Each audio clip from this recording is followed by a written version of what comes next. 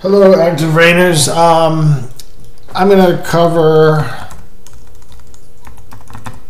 lead generation today and why having all the SEO in the world doesn't help if your site is no bueno. Case in point, if we search for Coral Springs real estate agent, number 2 in Google is Terry Poehler. Not to brag, but I helped her do this. I got her to page 1. But Terry was kind of like a part-time client. I just gave her a couple hours a week of my time, and I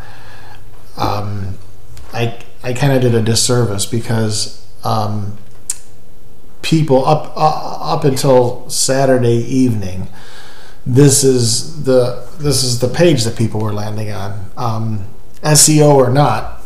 This is the page. Okay, number 2 in Google, but right here is a slider, and it does function on her site. It was functioning. It just doesn't function on my test server. Long story, but so picture beautiful homes sliding by. This was the only splash of color on the page. We've got Terry Poehler. We don't have a phone number in the header. That's no good. People need to call her. It's kind of hidden down here. We've got an MLS search down here. It doesn't really draw your attention. And then, I mean, this is it. Crapola, right? It just doesn't, you'd click on this and then you'd click away. So on Saturday morning, I sat down so that she'll actually start to get some clients from this. So now her site looks like this. Right away on the first slide, we see search Florida listings, and it points to the search for properties button. I really brought the MLS search up where you can see it, what we call above the fold. So here the MLS search is above the fold.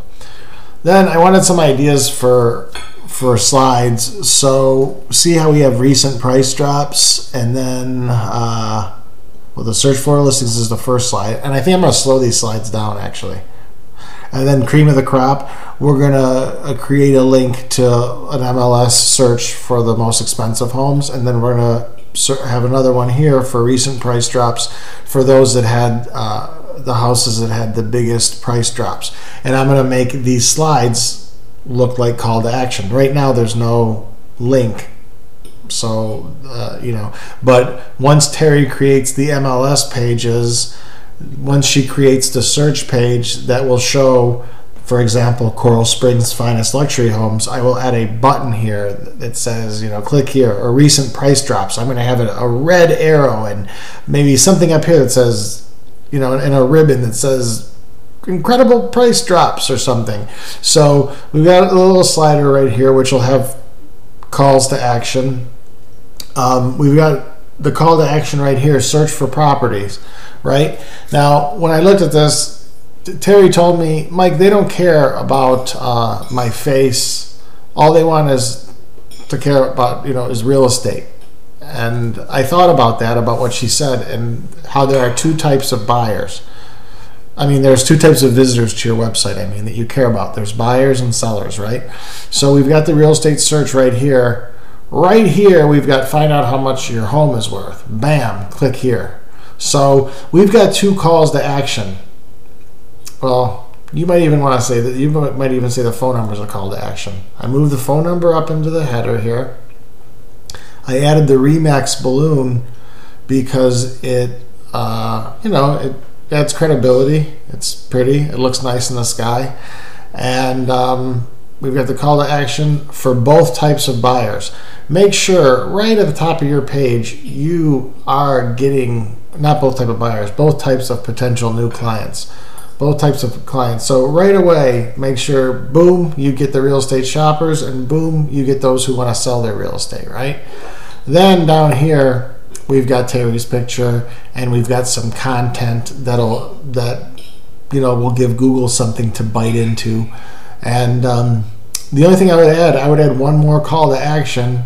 Down here, I would like to add a free ebook or something that people could download, 10 things that would blow your mind about Florida real estate. And she could probably collect email addresses and get people on her newsletter list and so forth. So I would add one more call to action.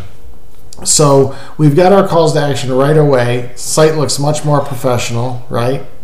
So now her SEO is actually going to do her some good. And then there's two really great places that I think people can, that I know that people convert at. Top right hand of the page area, which is why you always see calls to action at the top right hand of the page, because good website designers know that this is where it is, and this is just below the fold, but I would still call this the top right for the home sellers. The other place, her picture's too busy. See, it's got too much stuff going on, so we smoothed out the back, and I even smoothed out the outside of her hair a little bit, just to give her a softer, more Florida look. See, looks kind of Florida-ish now instead of this. Looks like she's outside in the sunset. And beyond these two, or beyond the top right-hand side of the page, where do you think the best place to convert people is? The bottom. Because people scroll all the way to the bottom. Once they get down to the bottom, they can contact you. If they actually took the time to read all this stuff and they want to learn about you, and then they get to the bottom, in the footer I added a form. So now we have one more chance to catch them if they scroll to the bottom. There's a little more I'm going to do to this, but so far I think this is a big improvement.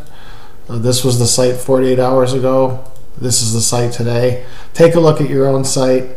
Make sure that you have calls to actions to the calls to action to the two types of people that you're interested in, buyers and sellers.